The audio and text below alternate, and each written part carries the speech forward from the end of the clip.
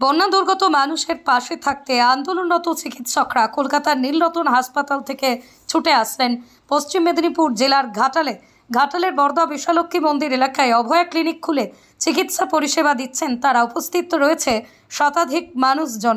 চিকিৎসা নিতে আসা বন্যা দুর্গত এলাকার মানুষদের দাবি, তারাই আন্দোলনকে সমর্থন করেন, তারা চিকিৎসকদের পাশে রয়েছেন।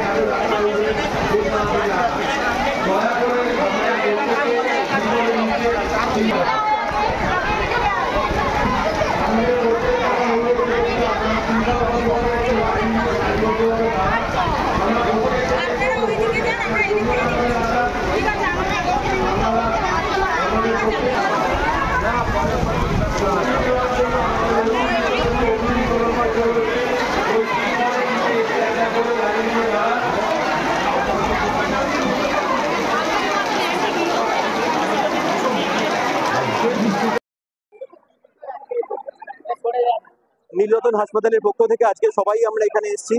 আজকে আমাদের যে আন্দোলন চলছিল অভয়ার বিচারের দাবিতে, আরজি করের যে নারকীয় নৃশংস ঘটনা, তার আজকে 46তম দিন। প্রথম দিন থেকে আমরা বিচার চেয়ে এসেছি। সেই বিচারের জন্য প্রথম থেকে আমাদের একটাই স্লোগান ছিল, আরজি কর দিচ্ছে ডাক, অভয়া বিচার পাক, এনআরএস দিচ্ছে ডাক, অভয়া বিচার পাক, সারা বাংলা দিচ্ছে ডাক, অভয়া বিচার পাক। কিন্তু আজকে যে বন্যা পরিস্থিতি তৈরি হয়েছে, গ্রাম বাংলার মানুষ আজকে ভালো নেই।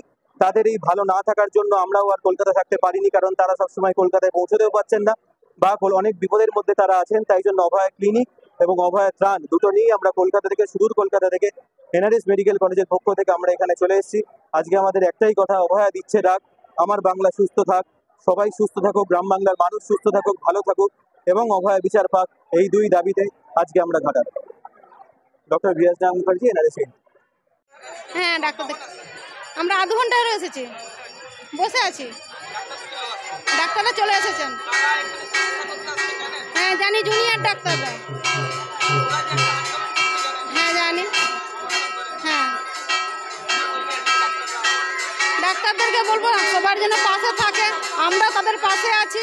আমরাও চাই শান্তি শৃঙ্খলায় দেশটা বজায় থাকুক, এটাই চাই।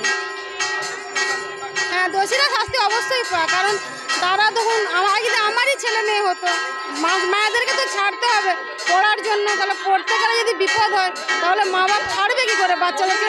আমরা চাই দোষীদের শাস্তি চাই। আমার নাম মধুমিতা বোস।